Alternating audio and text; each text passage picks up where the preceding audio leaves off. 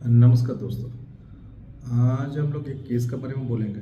जो केस है हम लोग का बेसिकली एक जिन्होंने हम लोग के साथ काफ़ी समय से रहा। करीब हम लोग को समय लगा 1 साल का। ये एंकाइलोसिस स्पॉन्डिलाइटिस का एक केस है। इस केस में हम लोग को बहुत सारे चैलेंजेस फेस करना पड़ा था। काफ़ी उतार चढ़ाव आया। अल्टीमेटली वो सक्सेस का तरफ है। आज बनाने का मतलब यही है कि एक्चुअली पेशेंट आप पकड़ लीजिए 80 to 90% अच्छा है। इसीलिए इसको हम लोग ने इसका पहले भी हम लोग ने ये ट्रीटमेंट किया है, पेशेंट अच्छा हुआ है। लेकिन ये करने का एक ही मकसद है, ये हम लोग का लिए चैलेंजिंग केस था। एक नॉर्मल ह्यूमन बीइंग को करना और एक एथलीट्स का साथ काम करना, ठीक है, जो कि एक टॉप लेवल का आप लोग का यहाँ पर लीग में खेला हुआ एक लड़का है जो तो उसका साथ काम करने का अलग नज़रिया, अलग तरीका है। तो उस कंडीशन में क्या होता है ना, आपका पास जब एंकाइलोसिस स्पॉन्डिलाइटिस आपको पता है HLA-B27 पॉजिटिव है, आप उठ नहीं पाएंगे, चल फिर नहीं पाएंगे, कुछ काम नहीं कर पाएंगे। आपका हर पॉइंट पे जॉइंट आपको पेन करवाएगा, डिफॉर्मिटी करवा सकता है। उस कंडीशन को साथ में आपको DMRD का से छुड़वाना, जो कि पूरा DMRD का ऊपर डिपेंडेंट था, मतलब पूरी एलोपैथ में वो डिपेंडेंट था उस टाइम का लिए। तो उस जगह से पूरा आपको रिवर्स लाना में काफ़ी समय लगता है। काफ़ी चैलेंजिंग केस था ये हम लोग के लिए। तो ये हम लोग का नॉर्थ ईस्ट अगरतला का केस है। इसमें जो हम लोग का चैलेंज फेस किया गया था सबसे ज़्यादा जो हुआ है बेसिकली पेन और स्टिफनेस को लेकर। और स्पोर्ट्स में क्योंकि हम लोग काम कर रहे थे, इसमें स्पोर्ट्स इंजरी का बारे में बहुत सारा प्रॉब्लम था। फ्रीक्वेंटली स्पोर्ट्स इंजरी का जो हिस्ट्री है वो सबसे ज़्यादा चैलेंजिंग फेस है। नॉर्मल बंदा को भी स्पोर्ट्स में प्रॉब्लम आता है, बट ये बंदा आपका एथलेटिक्स है तो इसका इंजरी का चांसेस हाई रहता है। कभी भी वो ड्रिबलिंग कर रहा है या तो रनिंग कर रहा है, उस टाइम में muscle cramping, muscle injury, tear होने आना या फ्रैक्चर होने के इशू, बहुत सारी चीज़ पहले फेस करना पड़ता है। तो हम लोग ने उसके ऊपर साल भर का काम किया। आज मोटा मोटी साल भर काम करने का बाद बंदा अभी 80 to 90% हम लोग बोल सकेंगे कि वो अभी एकदम पूरा स्वस्थ है।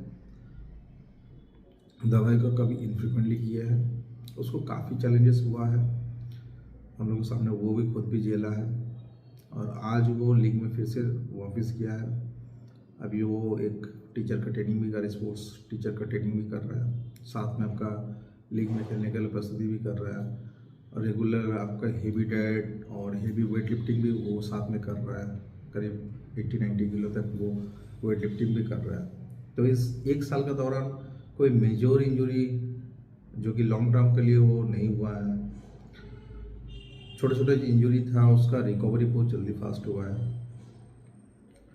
तो कहने का यही मतलब है, अगर प्रॉपर वे से किया जाए और साथ में डाइट भी, ठीक है, कोई भी आप लोग विश्वास कर पाएंगे कि एक एंकाइलोसिस स्पॉन्डिलाइटिस का पेशेंट 5 अंडा हर डे का खाएगा या 4 अंडा पर डे का खा पाएगा और उसका बाद वो चल फिर पाएगा बिना स्वेलिंग का?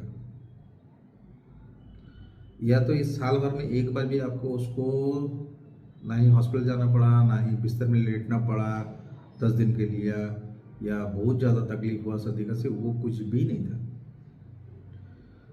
तो हम लोग ने इम्यून सिस्टम के ऊपर काम किया, उसका एंकाइलोसिस स्पॉन्डिलाइटिस का जो प्रिवेंटिव मेजर है उसके ऊपर काम किया, जैसे कि और भी ज़्यादा जॉइंट इन्वॉल्वमेंट ना हो, जो भी जॉइंट इन्वॉल्वमेंट है उसी में सीमित रहे और ज़्यादा प्रॉब्लम ना फेस करे, और मोबिलिटी भी अच्छा हो और रिपेयर सिस्टम भी सही से हो, और जो भी छोटे छोटे माइनर आपके स्पोर्ट्स इंजरी हो उसको भी हम लोग ने ट्रेस किया और उसके ऊपर काम किया, और उसका रिजल्ट आपका आँख का सामने हम लोग के पास आ रहा है।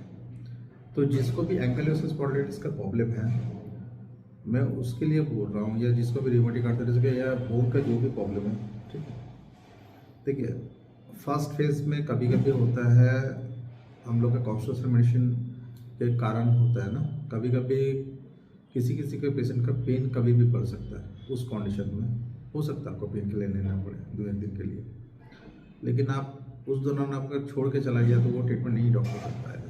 आप कहीं भी ट्रीटमेंट ले रहे हो, किसी का पास भी ले रहे हो, अगर सही से होम्योपैथी करें, हम लोग के पास आए तो हम लोग एक गाइड चार्ट देते हैं, गाइड प्रोसेस फॉलो करते हैं, उस कंडीशन के ऊपर काम होता है। ऐसा नहीं है कि आपने आया और दिखाया चला गया और आपको मैंने मेडिसिन दे दिया और चला गया, नहीं, ऐसा नहीं है। हम लोग का एवरी वीकली एक एसेस होता है, आपका क्या किस में काम करना है, क्या करता है, हम लोग को डोज को वेरी करना है, डोज को चेंज करना है। इस साल भर में हम लोग काफ़ी सारा चीज़ झेले हैं, तो उस कंडीशन उसको रिकवरी करवा के कम्प्लीटली उसको स्वस्थ करना। जो बंदा बेड रिडन था वहाँ से उठ के जो फिर से रिकवरी कर रहा है, ये बहुत ज़्यादा चैलेंजिंग है। एंग्लो स्पॉन्डिलोसिस का फिर से लौट पाएगा और लौटने का बाद वो फुल फेज में कम्प्लीटली खेल पाएगा, और खेलने के बाद भी सबसे ज़्यादा अगर आप स्पोर्ट्स में हैं, कोई भी स्पोर्ट्स में जो भी है, तो उसको पता है कि उसको हाई प्रोटीन डाइट सजेस्ट किया जाता है, और इसमें एंटी है, और ये हाई प्रोटीन हम लोग दे नहीं पाएंगे। हम लोग ने इस जगह को ब्रेक किया कि हम लोग हाई प्रोटीन में देंगे, उसको प्रॉब्लम में नहीं होगा। उस चैलेंज को हम लोग एक्सेप्ट किए थे, उस चैलेंज को हम लोग आज कंप्लीट रिजॉल्व कर चुके हैं कि हाई प्रोटीन आप ले सकते हो, प्रॉब्लम नहीं होगा। तो ये करने के लिए साल भर का समय देना पड़ा है, पेशेंट को भी देना पड़ा है, हम लोग को भी देना पड़ा है। कोई पेशेंट चाहते हैं कि एक दिन में ठीक हो जाए, पॉसिबल नहीं है। 1 महीने में ठीक है, पॉसिबल नहीं है। 1 महीने में आपको रिजल्ट दिखना शुरू हो सकता है, 2 महीने में रिजल्ट दिखना शुरू होता है। आप कंप्लीट रिकवरी जो फेज रहता है ना, उस फेज में आप नहीं आएंगे।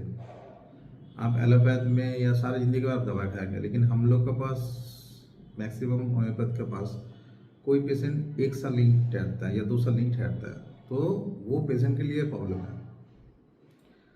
ठीक है, आप एक सामान खरीदने जा रहे हो या तो उस टाइम आपको कुछ इशू नहीं है, लेकिन आप जब हेल्थ के पीछे अपना हेल्थ रहेगा तभी जाके सब कुछ होगा। हेल्थ के पीछे आपको अगर खर्चा करना पड़े तब आपको बहुत ज़्यादा प्रॉब्लम होता है। आपका हेल्थ ही मेन ये है ना, बैलेंस है। तो आप कोशिश कीजिए, आप अपना हिसाब से अपने आप को तैयार कीजिए, प्रॉपरली गाइडेंस दीजिए।